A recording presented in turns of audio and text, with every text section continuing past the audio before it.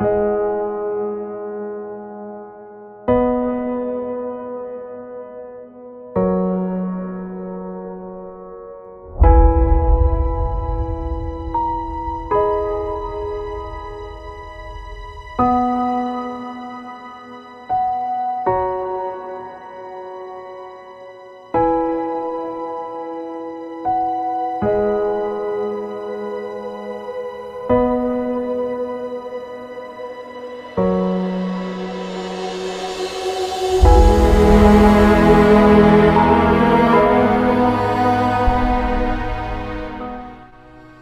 wanted to make this video.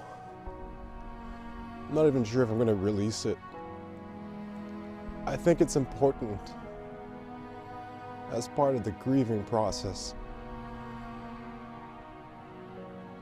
But I wanted to share with you guys that unfortunately 2 days ago, Claudia and I lost our best friend.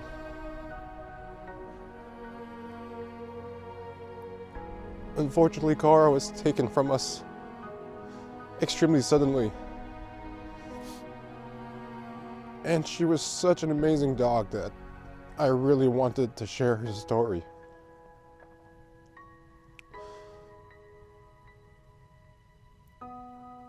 And build this sort of tribune for her, so that you guys can know how amazing she was. Because she was truly the bestest of peanuts.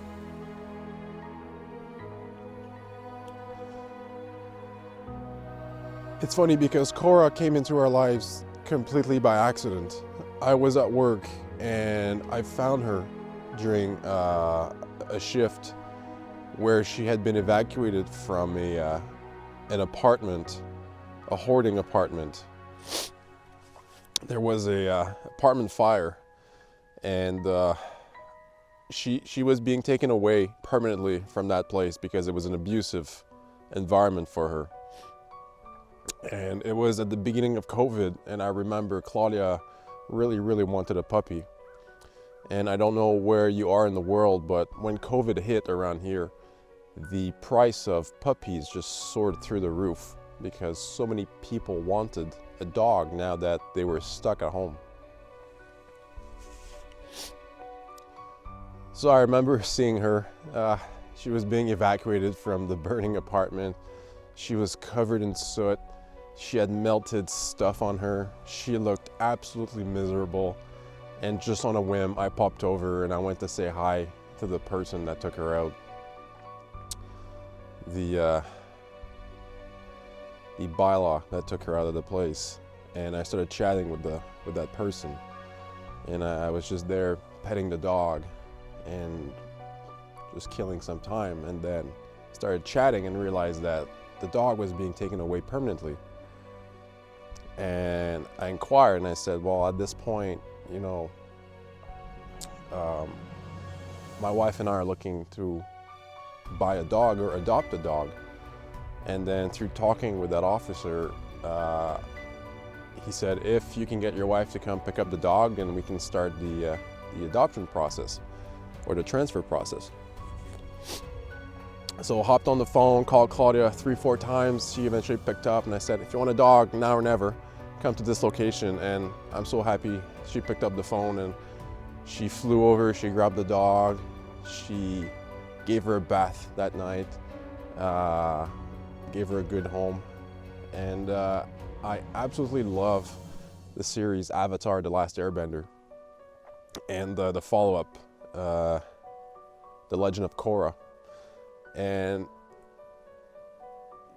she is such a little fighter that I thought the name Korra was very fitting. So next day we book a vet appointment, bring her over there. Korra looked better the next day. She was happy, she had food in her belly, she was clean, she was in a good home, but she still looked a little unwell. Brought her to the vet, did a full assessment. Turns out she had what they call pyometra, which is basically female dogs. If you are not spayed, the process of spaying means removing the reproductive system of a female dog. If you're not spayed and she does not get pregnant, it tends to get infected. So at that time, Korra, her weight was around 44 pounds. And when we went through with the procedure, her uterus ended up being around 11 pounds because it was so infected. So she was severely underweight. She had a big fever and she was really, really malnourished at that point. So before the adoption process was over, the vet said, if you don't do this operation, she will die. So I remember we had a discussion where we paid a lot of money without Korra being our dog at that point. But she just seemed like such a good little fighter that we wanted to give her that fighting chance. So we still paid for the surgery. And the vet said after the surgery went well, that we literally saved her life, because if she had been placed in a shelter and assessed, the shelters would not have paid the amount of money we paid to save her life. They would have just put her down as the humane thing to do, because it would have cost too much money to save her life. So I remember she came back home, and from the day Claudia brought her home to the day she went under the knife for her surgery, I think it was about 4 days. And when I brought her to the vet, I was already very attached to her, and it was not a risk-free procedure. And even if the operation went well, she could still have passed away from just the enormity of the surgery, how infected everything was. But she came back home, she had some painkillers, she had some antibiotics. She wanted nothing to do with that cone to make sure she didn't lick her wound. So we just took shifts, took turns, and we stayed up all night with Korra, making sure she's comfortable and that she wouldn't lick her wound or aggravate the stitches. And what do you know, she is such a fighter that she just pulled through. And she was an amazing dog. She was house trained.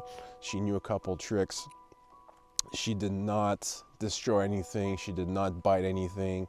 Everything in the house was okay. When I came back from work, she would jump on me, all excited, just lick my face, and just so excited to see us. We would go on walks. At that time, we lived in a townhome in the city, so 2-3 times a day we'd go for walks. We'd go throw the ball, fetch. My wife used to walk to work, so I'd walk the dog and go pick up my wife from work together. We went on hiking trips, camping trips. We went everywhere. And then next thing we know, we buy this place. And now she had so much room to run, and chasing squirrels and chasing wildlife and birds and exploring everywhere and smelling everything. And this was her place. And here I am at the pond, which was the morning routine where we'd walk outside to the pond. She would do her morning business, get a bit of activity in her. And then I look at her and say, Korra, I want some food. And then she'd just sprint back home, all excited to go get breakfast. We'd walk here together, the family. We'd even bring Kemi, have our coffee in the morning, enjoy the nice weather, and just enjoy spending time with her. She was with us 24/7. She slept on the bed with us. We fought for space, and then she'd just crumble on you and just keep you warm. She would come on the couch with us. She was truly the fourth member of the family. When we come back home, she'd be so excited to see us, waggle her tail. When somebody would knock at the door, she'd bark to let us know somebody was there. She would love to fetch. She had her own little toys. She loved to watch over Kemi. She was so good with her. We would be playing with Kemi on her mat, and she would just lay down next to us, and we'd just pet her, and she'd just look at us and waggle her tail. But last September, October, the last beginning of fall, end of summer, it's a bad time for allergies for dogs. And it was pretty bad this year for Korra, so we brought her into the vet to get some medication for her allergies.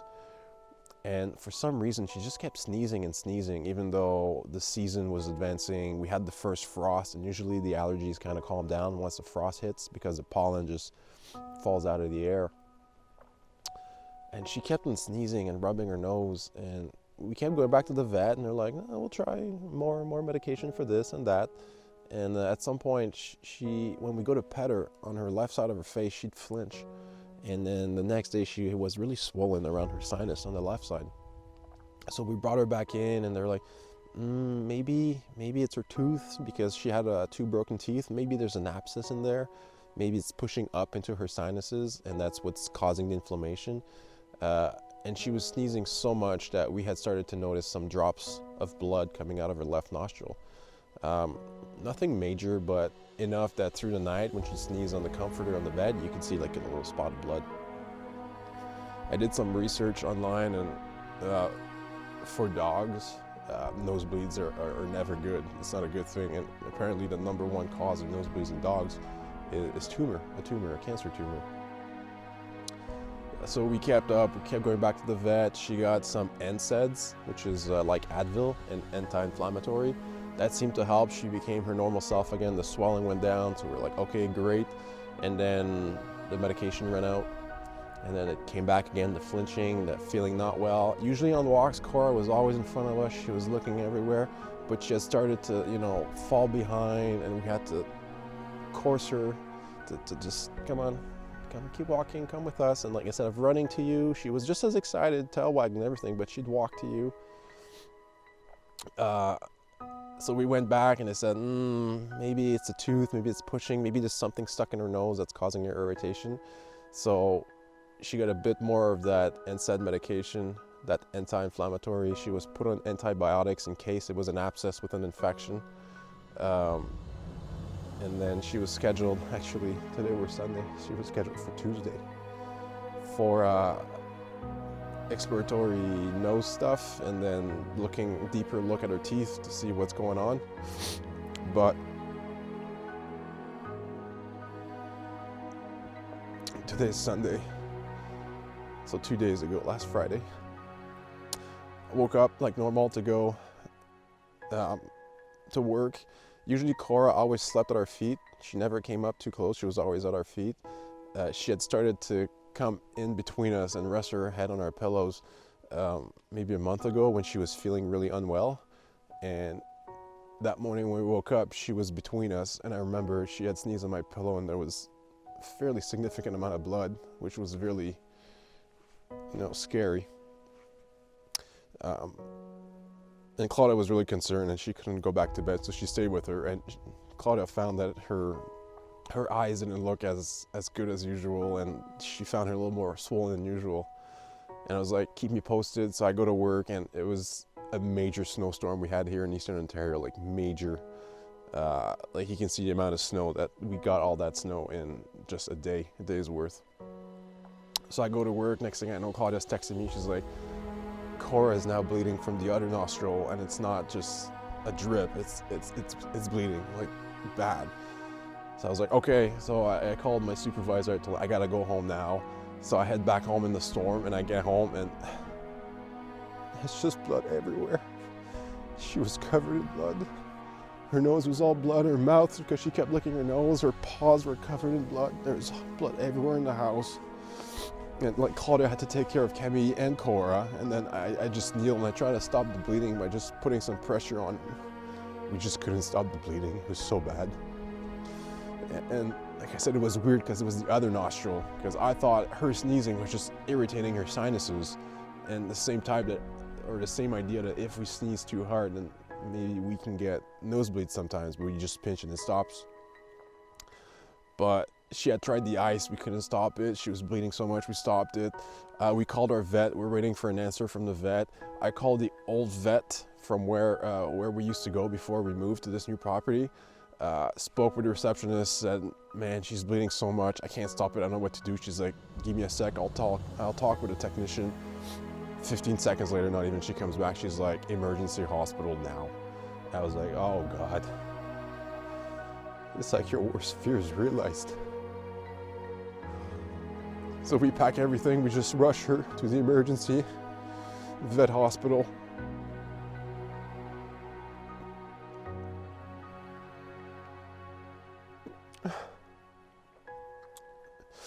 And that's when they assessed her. And then the vet came back and they're like, what you're saying, her age, we thought originally she was 6, but last time we went to the new vet with what he was seeing and the fact that she had grayed a bit more, that she was a bit more scarred in her eyes, he's like, probably a better guess is that she's 8 years old. So the vet at the emergency room was saying, with her age, the progression, the fact that the bleeding jumped nostrils, now it's just like a big flow that we just can't stop. The chances of being a tumor are really, really, really high. And basically the tumor just ate through the bridge of her nose, and now there's like a hole in the back of her sinuses and it's just bleeding. And the problem is, sometimes the bleeding would slow down, but she'd sneeze again and it would just start again, and she was spraying blood everywhere. So I asked, can you cauterize like you do in humans? And she's like, unfortunately they can't. You can't cauterize it. So they were trying to stop it using some ice, and she was even using sprayed epinephrine, and epinephrine constricts your blood vessels to try and stop the bleeding. And even with them for 3 hours, packing, pressure, epinephrine, they just couldn't stop the bleeding. So at that point, our options were pay a huge amount of money to keep her there overnight with blood transfusions, do a CT scan to see what's going on, and maybe hope that it's something that we can cure or fix. But we don't have that kind of money.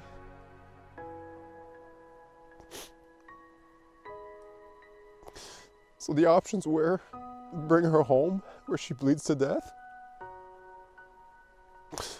or do the humane thing and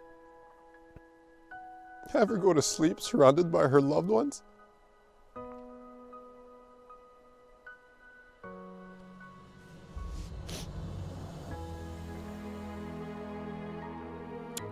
And when I got a dog, I never thought I'd get so attached to her. But she is really your best friend. She's all you know. You are her whole world. And we rescued her, and I feel like deep down she knew that we saved her life, and she was so thankful, and she showed it every day. Her appreciation. I remember when I got COVID back in May, she did not leave my side the whole time. I was isolated and stuck in bed with a fever and just so sick I couldn't do anything. She was there with me. She just left to eat food and use the bathroom, and she stayed with me the whole time. If somebody was sick or feeling unwell, she would stay with you. I remember if we're staying up too late, she would kind of ground us and come and try to force us and bring us to bed because she knew it was late. When you had food she wanted, she would just lay on top of you until you gave her a piece of it.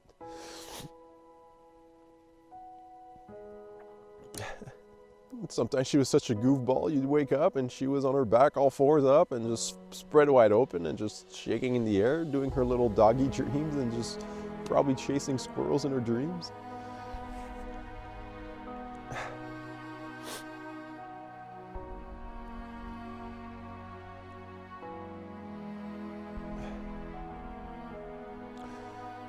So Claudia and I had to make a decision, go into massive amounts of debt for a maybe.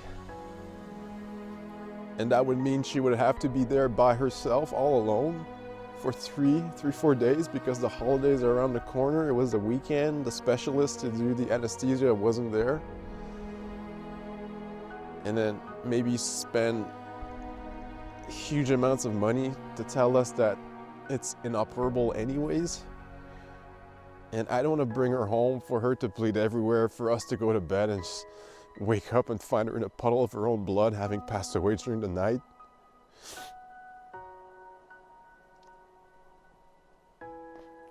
So we made what we thought was the most humane decision for her. While she was still in good health, physically, surrounded by her loved ones, and get her to go to sleep permanently so that she wouldn't suffer.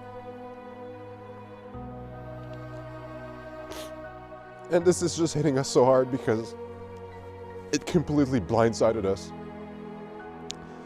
We went from maybe there's a little something going on with her tooth and she has surgery lined up for 5 days down the road, and next thing I know, I'm saying goodbye to my best friend.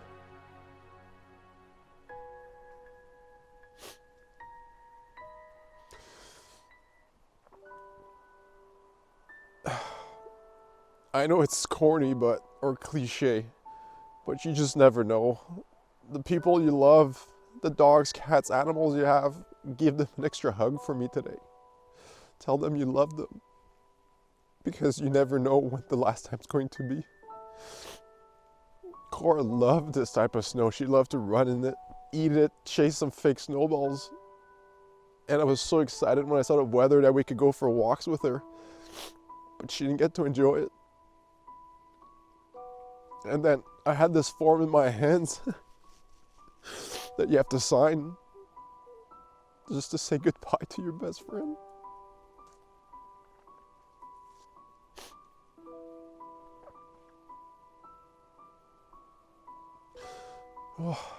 So they brought her in the room, we stayed with her, and I wanted to spend the next 8 hours with her, just petting her, hugs and everything, but even after 3 hours of them trying, they just couldn't stop the nosebleed, and it had gotten worse, and now she was bleeding from both nostrils, and she was dripping everywhere.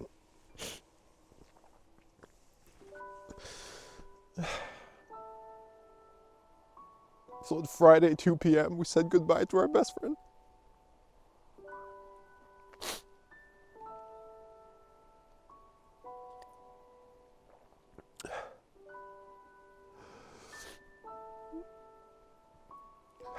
And then yesterday after the storm, I went outside to shovel a bit, to clear the driveway, because we had to go get Claudia's parents at the airport. And you could see in the tire tracks from the car from the previous night, there were little paw prints. And they came from the street, they got to the car, and then they just disappeared.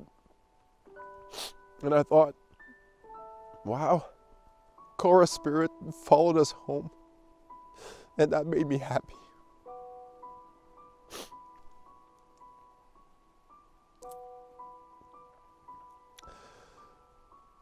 And in her honor, we've decided that this would now be named Korra's Pond, because this was the routine every morning. Come here, get to the pond, do her morning business, pee outside, run around a bit, and then go back home.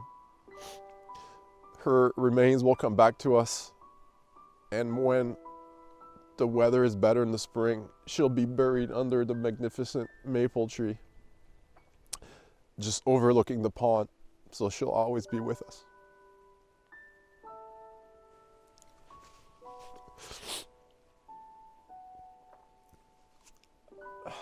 I know they say time heals, but we're having a really tough time right now. There is something missing in the house. You're waking up, you're reaching down to pet somebody that's not there anymore. Now when we're feeding Kemi in her high chair and there's stuff that falls on the floor, there's nobody left to clean up after her. And when we got home that night, we just had so much blood to clean up. And there's still so much blood to clean up.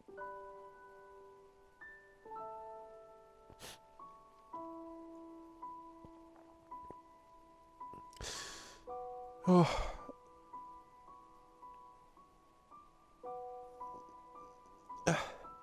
They say, don't be sad it's over, be happy it happened. And we're extremely grateful that she came into our lives. I'm just really sad that it only lasted 2.5 years. And that deep down, I really hope it was just us not having the money to save her.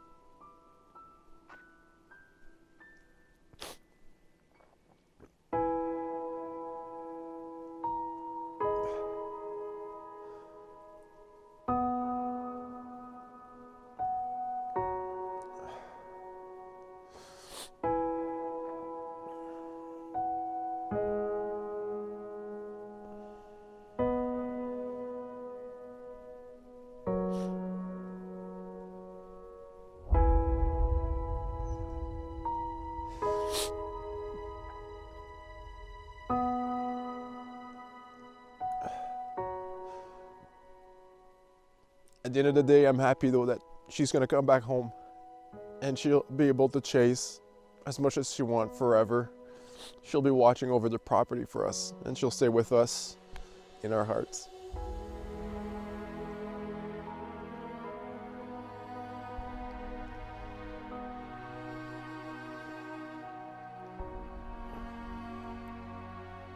So do me a giant favor today. Go find your loved one, human or pet, and give them that extra hug and tell them you love them. Because you never know.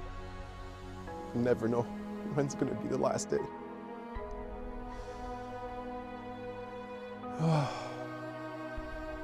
Family is so important. Take care of each other.